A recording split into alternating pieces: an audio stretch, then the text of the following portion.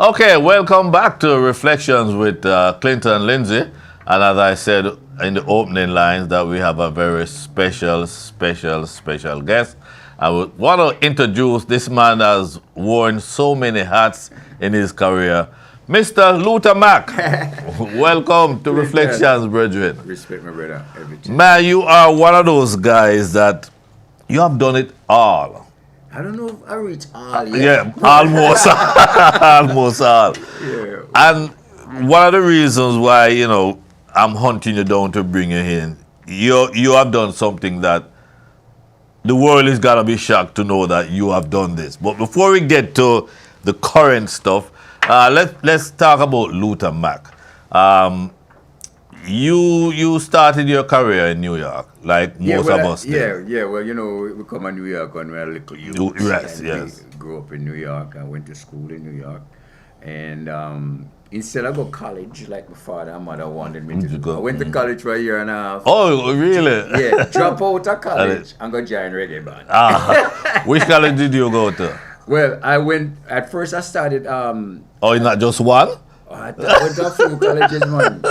Because I went to Bell and Oil Institution in New Jersey first. Okay. Back in the days. Okay. To do electrical engineering. Okay. Then I left Bell and Oil and went to Westchester College. Westchester College, yes. Where's that place again? Portchester, Parkchester, one of those places. Portchester, because Portchester, they used to have connection to that AM station, VOX. They used to carry the basketball game and correct. all the games. When it comes to like March Madness now, they just kick all the musical stuff off, Yeah. So I know that college quite well. Yeah, I went there and then I left and joined a band called Sons of Creation. Sons of Creation. That sounds like a connection to Ken Williams. Yes, exactly. So Ken Williams gave us our first little start. The Negril Club. We used to be the resident band. Oh, you were the resident band? Yeah. Any artist come in town, it's Sons of Creation. And he was the man of the hour. He was from Bob Marley to Mighty Diamonds, Third World, all the big names. Well, I have to say, hats off to Ken Williams. Yes. Personally, for my journey, Ken Williams had a lot to do with it.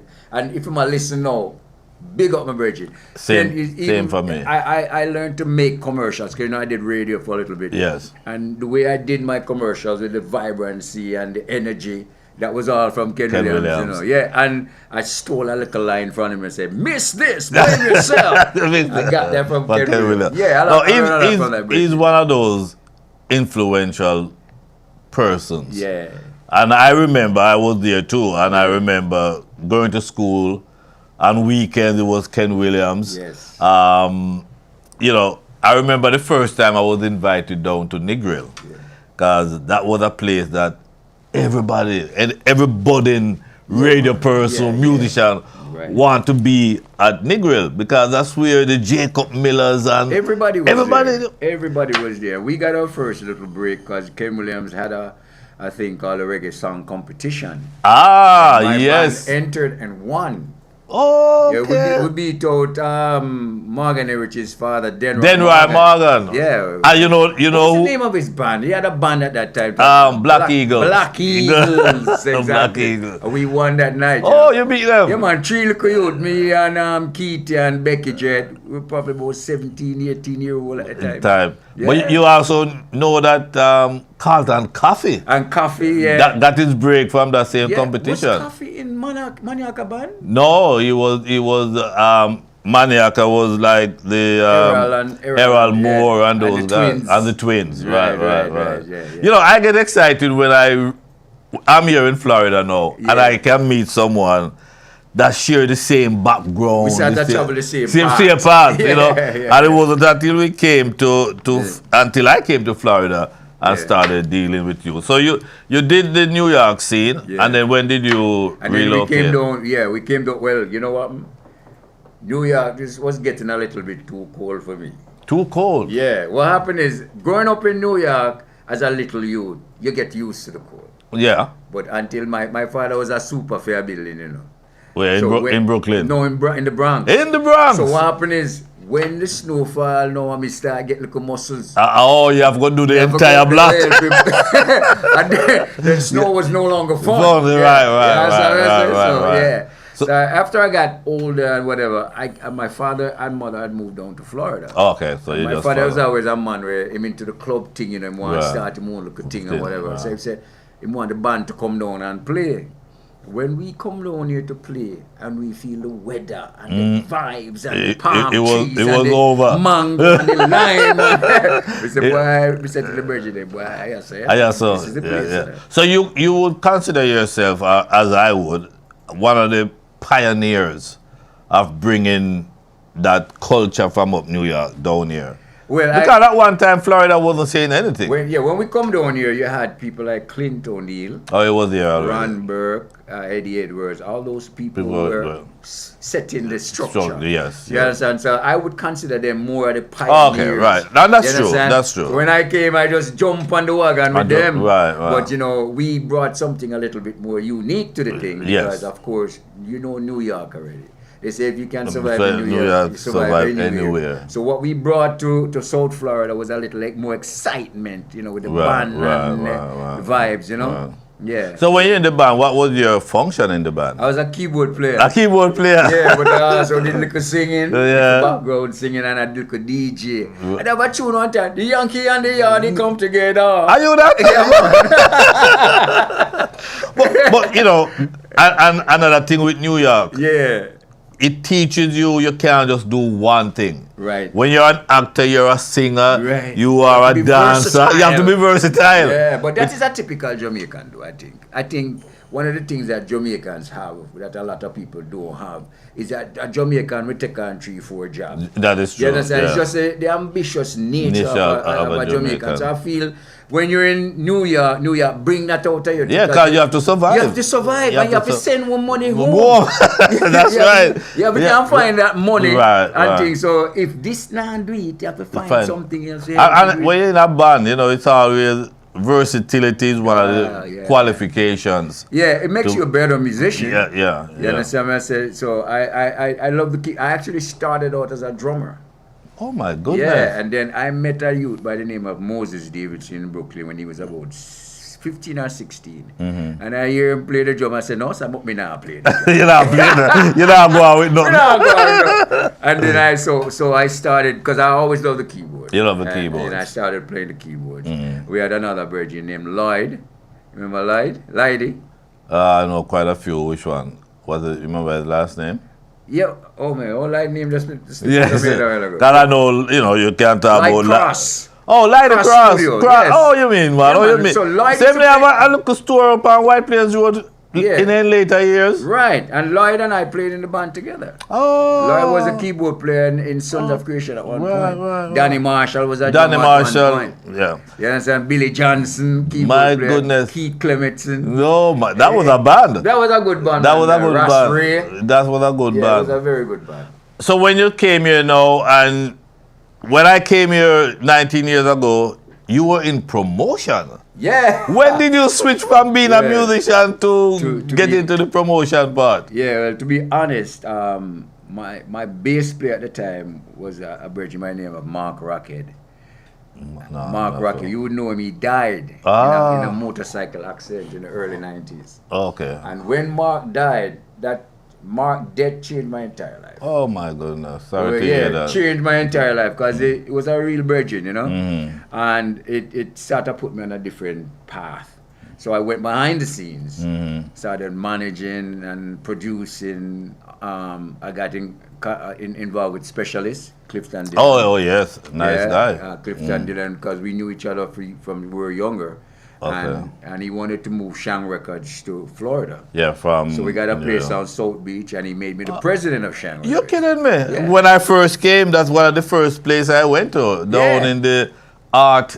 Washington Avenue. Yeah. 404 Washington Avenue. You remember it? Yes, man. Because we were one of the first tenants in that building. Me and specialists went and we picked it out. The specialist now, him is a real specialist. Oh gosh, I mean, that man is I can do a whole show about specialists. So can I, because his talent is most people don't know specialists' real talents. A lot of people, though, you have to know a specialist. You have to know a specialist. Specialist will come into this room, take one look, and when him done with the room, you think that is true. Yeah. One thing I can tell you when I learn with specialists, learn from him. Yeah. He's hard to agree to something. Takes forever to agree. Yeah. But you see, once agrees, he's committed, you get 110% from him. Yeah, so we did Shang records, you know. At that time, Shang was on top, Shabba Ranks, and then we got Patra, Matt Cabra, Richie Stevens, Diana King. Yes, matter of fact, at one time we met Bounty Killer. Oh yeah, as a matter of fact, I brought him Bounty Killer the first time. He had some. With his leg, I put him on the Tamika Awards. Yes. And he had some leg injured, some accident, and he came up with his leg in a cast. And Minister, who is now Minister Bob the Great. Yes, Bob was a big part of it as well. My sister. You see what I tell you? So we cross each other's path. Yeah. But you see, I knew who you were all along, you know. Oh, okay. Yeah, I mean, first of all, I must say, before we continue, thank you so much. Thank you very much for what you have done for this industry. For what you continue to do. I remember, we are the next at our old man, you know. Yes. So if you're up in age then, you're in the golden ages, so to speak, and you're still doing what you're doing and putting out, and you don't do it for money. Because me know that for a fact. Yes. You do it because of the sincere love that you have for it.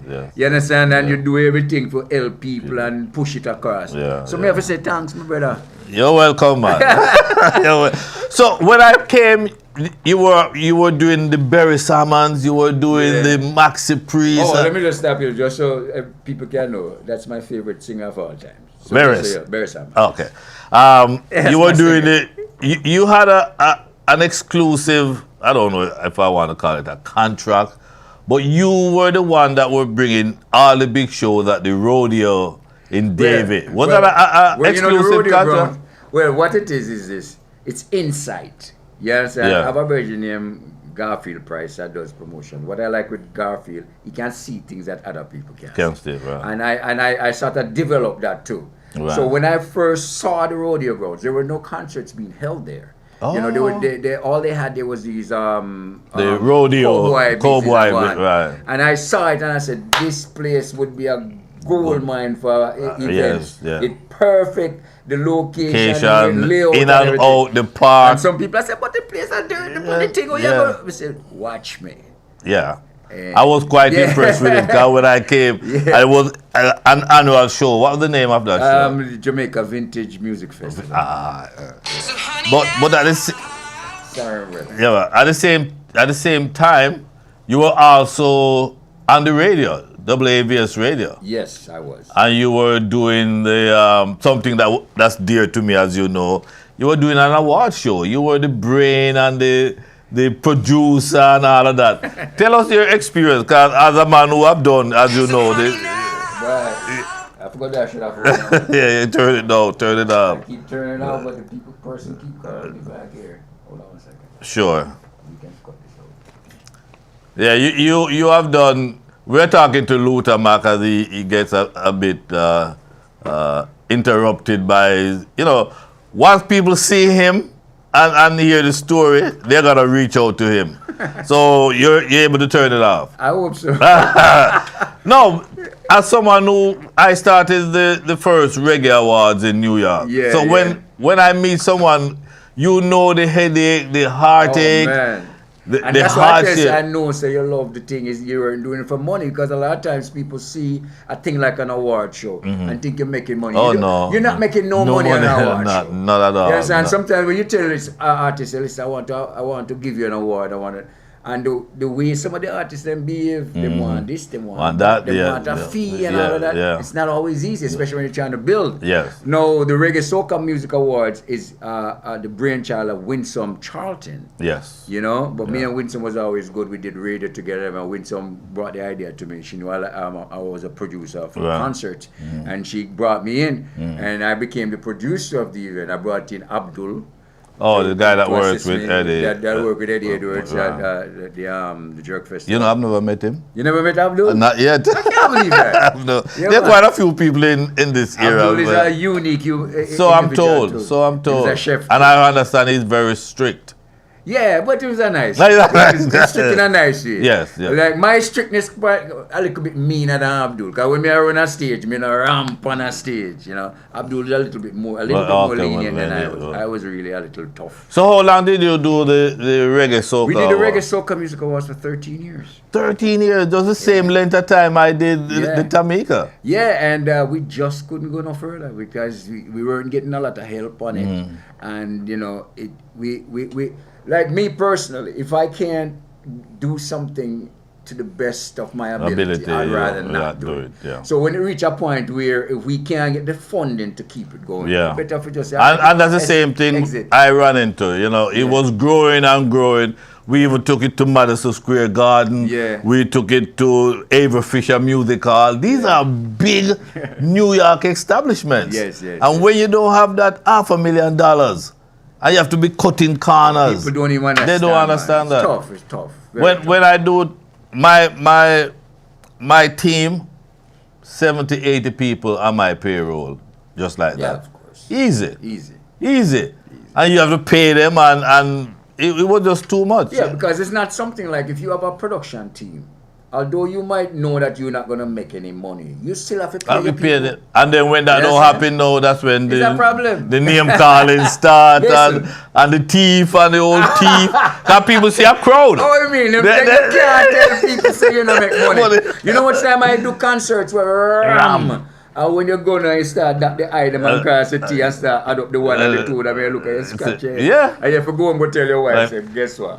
Luther, you know exactly what I've been through. You see the crowd and they don't know one artist want all 10 tickets or else him not show up. Bro, I had an event, not going to call no artist name right. Yeah, sure. And at the event, I mean, we had an agreement because in my contracts, I like to state how many tickets. You have to. we You are have giving to. the artist. Right. And I believe this particular artist was giving the artist 30 tickets. One artist? One artist was getting 30 tickets. The day of the event, the artist at the hotel come call me. So I go, and the artist tell me, say, well, you know, I'm going to need some more tickets. You know. What? And I say, okay, I'm going to figure maybe want a 5 or 10. The man want 80 tickets. I lie. This is a seated theater. No, this wasn't a seated. There was a seated. No, it was actually the same rodeo ground. Oh, okay. But that's still one artist. The capacity in that place is still a limited capacity. Right. Now, in a park setting where you have more space, it's easier to give away a lot. Right. Because we're still giving away quite a bit of tickets. Because even at the Reggae Soca Music Awards, where I believe the capacity for that venue that we were doing was about, I want to say 1,500. Where was that? Oh, yeah, different places. There was a couple of different places. We ended up at the what's the place over on Broad Boulevard name again? Broward Center. Yeah, Broward Center for the Performing Arts. That's where we ended up. Right. And I believe the big room is about 3,000. Yes. People, something like that. Yeah, it's about 3,000. And even in a setting like that, we're giving away 500 tickets. Wow. Easy. And they don't understand. And when they see the crowd and you say, boy, you're a thief and the place cock and all that. Oh my goodness. No, I just like you, I couldn't go any further with it. Yeah. Because I tried to get sponsorship from BET, local TV station, because they would just bite out. Yeah, of course. But it was hard to guarantee them the names that they wanted. They wanted. Right, they wanted the Ziggy big Marleys. big names. They wanted, and you can't guarantee. No. And you don't want to say, yes, I'm going to have Shaggy, right, or I'm going to have Shabba, or I'm going to... Because by the time Shaggy and Shabba had gone up, different level. Yeah. I feel blessed to have known some of these guys on a personal level. Yes. Like Shabba Ranks. So I actually did an event called the Shabba Ranks World Unity Concert. Nice. You know, nice. we did the first one we did at Virginia Key Beach. 20,000 people. You understand? And it was a great, fantastic event. Yeah, because you have a relationship with specialists. So in the beginning, it will be easier. But when Shabba start bust out international now, because that's what happened to me. Yeah. It was kind of hard to get him. Of course. Because of me, say, let's say 10 grand Yeah. for me. But if you can't get 50 and 60 elsewhere, Of course, easy. it's gone. Easy. It's Of gone. course, I'm not going to take it. So you did that, and you were also on the radio. You were also Yeah, I did. school something. I did music lessons. Music lesson. What was that about? What was the concept of music The lesson? concept of music lessons is that me love certain type of music, and me I go play with me love, and me I go teach you why this music that me love is the best. Right. It was like a egotistical type of It thing. wasn't. right? It was a lesson. It was like, I love this. I refuse. On music lessons, I refused to play music that I didn't like. Right. Refuse. Right. And you couldn't pay me for play a song. I would not play a song if you come and like try bribe me. Right, Not gonna happen. right. And I have to feel, because with me, music is totally spiritual. Whether it's a love song or whatever it is, yeah. it have to touch a certain place. And when I play that song, I'm a You feel, you feel. every. Remember, you're a musician and you play multiple So instruments. it's like the DNA in a music and the DNA in my body is like the same. Right. You understand? So when I used to do music lessons, and I know there are some people that was just like me. They like exactly the type of music, and those are the people I was catering to. But then you have the critics now. The critics, of course. You're gonna have critics. Yes. Because it's like when I did nightclubs, because I did quite a bit of nightclubs here. I did Glam Slam on South Beach. I did Norman's in North Miami. I did MVP. I remember did Club MVP. Downtown. I did quite a few nightclubs. And my concept, it was a reggae nightclub, but it wasn't a Jamaican nightclub. So that was my concept. Explain that. So my concept is this. If you love reggae, this is reggae. Okay. Whether you're Jamaican or Chinese or whatever. For your love reggae. For your love reggae, I'm going to give it to you right here. You understand? Are we going to give you the best? Yes. You understand? I used to have a system that I used to tell my DJs in the beginning. We used to call it 2020. And some of my DJs they were pissed at me. I can't believe Luther man. What do you mean 2020, brother? But the way I did it was this. For the first, in the beginning when the club opened at 10 o'clock, between 10 and say 12 o'clock when the bulk of the people come, every 20 minutes the music must change. So I did that's it. reggae, soca, hip-hop, reggae, soca, hip-hop, and that kept the people in. Yes, because you're not waiting too long for the music. And I agree with that. You understand? And then when the 12 o'clock come, I say, all right, I'm going to take it. They'll take it. Yes, and I remember coming to one at the hotel. El Presidente? Did you do something there? I did quite a few hotels, but I used to do this thing called the Clash of the Selectors. What was it? Because you see that Clash thing, we changed the whole concept of Clash. A lot of people don't know that, but I was one of the people that changed the concept of how Clash is really done today. Right. Because remember, first time Clash was really sound clash, not selector clash. Right. So a man have to bring him sound. Right. But we created one sound. We were the first people to create one sound and have different selectors. Oh, are you? Yes. And so the original Glamour Wayne and the man there. Yeah, and we used to bring everybody because the Clash of the Selectors was mainly for South Florida. Okay. But it became, we crowned Waggity, King Waggity. So when you hear people call him King Waggity, I found got that from us.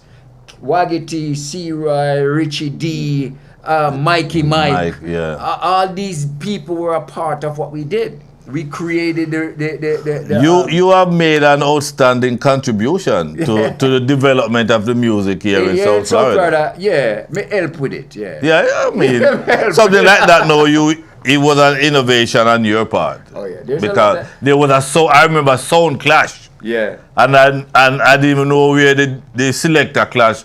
Where it came from. Yeah, we started. No, I'm learning. Yeah. I remember in New York also, I used to hear about this place, C.B. Smith Park. Yeah. And you... C.B. Smith Park was where most of the major concerts were held at the time. Yes. You know, back in the days, you had people like Yap. He passed in Jamaica some years ago. Yeah, that promoter. Quite a few promoters before I started promoting. Right. And we're doing great events in Florida.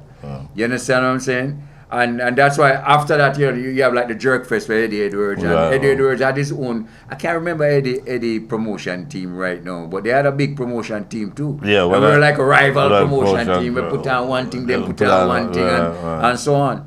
And that was part of the whole vibe. And in those days, that's where you find a heavy migration. Yeah. From New York, coming down here. Yeah, man, the New Yorkers were coming. The New Yorkers, they figure they're not missing anything much up there because you have the vibes down here. And when we had the weather. when we had the big festival, some New Yorkers would fly down for the shows because they... I don't go back up. Some of them decide, so we are still brother. I've heard of that. Yeah. Now, ladies and gentlemen, you hear his history of what he has done. And I know, like I said to you, you and I can't talk for 30 minutes. No, There's just too much there. But I want to get to your current occupation now. Your current occupation, you are an author. Well, I just write one book. Well, you tell us about that. I wrote a book called The Singing Village. Yes. Which is... When people hear The Singing Village by Luther Mack, them think it's like a life story, like it's an autobiography, or I'm telling something about the music business. It has absolutely nothing to do with that. Yes. The Singing Village is purely fictional. It's a fiction. Yeah. Because it's like a little kid name. You just make up story. you do scripts, movie scripts. Yeah, I have 12 completed movie scripts, but I never make a movie yet. But this story, The Singing Village, I also read it, so it's on Audible. So for the people where we don't have the time, because I listen a lot of books. Yeah. I listen a whole lot of books. My preference are like biographies and stuff. Yeah. But I had this idea to write this story. It's almost like it just came in my head. I was in Jamaica at my brother's place in Portland, Pablo, and I was just looking out at the Caribbean Sea. Close my eyes and just I just saw the ships coming in. Yeah, and then I tell you, it's almost like the slave, the spirit of the slaves touch me upon my shoulder and just start telling me the story. And me just start right? And let me tell you something, it's an entertaining story. Yes. Very entertaining. It's what we I've heard excerpt from it, and it was like, wow. Yeah. Elijah coming down from the mountains. Yeah, the thing about it is that it captures the essence of slavery, but with a twist, right? And the subtitle to it is that black slaves become white to survive slavery. Right. So when you hear that, you say, well, we don't know that. Right. So there's a little mysticism in it. There's a little bit of African spirituality in it, and some of the slaves are like superheroes. Right. So it's an interesting story. It's not a long story. The book is about 240 pages, and the Audible is about 5 hours and a half. It's on Amazon in 3 formats: the Audible, the paperback, and of course the electronic. So what about the physical book? Yeah. The text. Yeah. The text. Yeah. Because you still have people old school still want to cock up them foot and read a book. Yeah, some people. I do that too, but like I love to work out. So when I'm working out, I like listening. So I listen book. I listen 2-3 books a month. Wow. Yeah. So you should have like a book club, like that would be like nice. Oprah, a book club. Like these are the books you recommend because with your background, it would be automatic to think your book gonna be about music. Yes, exactly. That's show people off. You are, including me. So you know what? I think I need to write a book about music because entertainment is what you're known for. Yes, definitely. And then when you told me about this book, what? And then you gave me all the pamphlets and everything. The thing about it is, that must be challenging and a good feeling for you. Sometimes you have to make the spirit lead you here, my brother. Yes. Yeah, the Almighty is real. The Almighty is not a joke, and a lot of times some people don't take it serious. And when the Almighty speak to you, whichever way, speak to you, you have to know. You follow your vibes. And there's a lot of lessons in that story. Yes. You understand? Because it has a lot to do with race relations, slave and slave master. And it starts from the slave day to modern day. Did you do any research on slavery? Well, some of the things that I've heard, like when you talk about when he came down from the mountain, he hasn't been the same. Yeah. He was beaten while he was up in the mountain? No, well, you want me to give you the story? No, well, we just want a little piece where we can entice people. So Elijah was a very rebellious slave. He was a rebellious slave. So he felt the need to be free. He wanted freedom. Right. And they were challenged. A lot of these slave masters, they had these boxing matches. Mm-hmm. So Elijah was a fierce slave. Right. So they match him with another slave. Right. But Elijah's master said, listen, if he's gonna fight that guy, a guy with them called Hercules, he's gonna fight this guy, we have to make sure that he's ready. Yeah. So he took him up in the mountain. That's where that came in. Okay. In the mountain to train with another runaway slave. Another rebellious slave. Another rebellious slave, and that's a different story. So when he came down, in the charge up. Yes, spiritually. Okay, that's where they say. That's what that was. That's what that was. Yeah. Listen, the concept of that is so unlike you. Yeah. Can you expect, like I said. People I know what you're looking for. You're looking for, but. Sometimes you have to make the spirit. And the book is titled The Singing Village. And that's another. That's another. When you hear that, you think music. Singing, yeah, man, don't forget that book there. So again, it's available in three configurations. Three formats.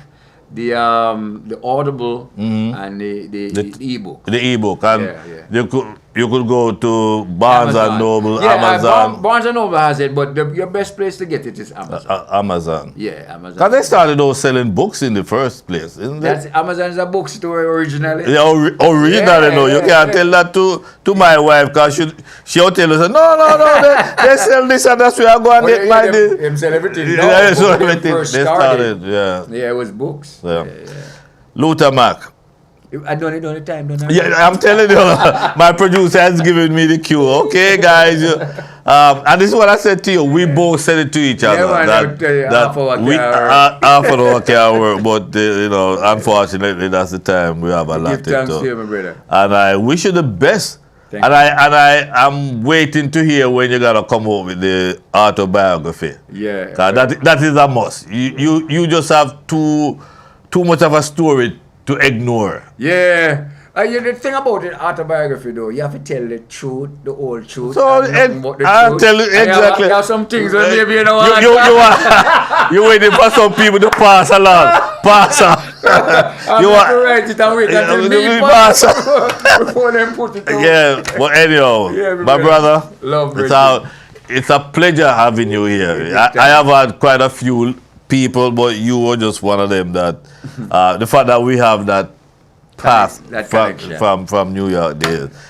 You went through people like Ken Williams, who was one of them that inspired me so much. Yeah. Jeff Barnes, Barnes, incredible. We talked about Jeff and before. Winston. We're good friends down here too as well. All right, so we're gonna be trying to get you to do other stuff. Cause this book must be in the community. People must be able to know of this book, be aware of it, and get their copies of it. Yeah, I would appreciate that for real. And you know something, this book is going to be a fantastic movie. See, and you do have quite a few scripts waiting. Yeah, but that one, Blockbuster. All right, so again, Luther Mack, thanks for passing through. And ladies and gentlemen, I want to thank you for the time. We're going to take a quick break. I want to thank our special guest, Luther Mack, for passing through. The Singing Village. Get your copy of this book. It's worth it. So we're going to take a break. When we come back, we take a look at the charts. And Lindsay, a promoter. Bring up the biggest set of artists from Jamaica. Like Super Cat and Mr. Early be the doctor. Only for artists, no for them, me can't remember. Who can remember when them used to keep Jamaica? The kind of show that used to give out no for water. To reggae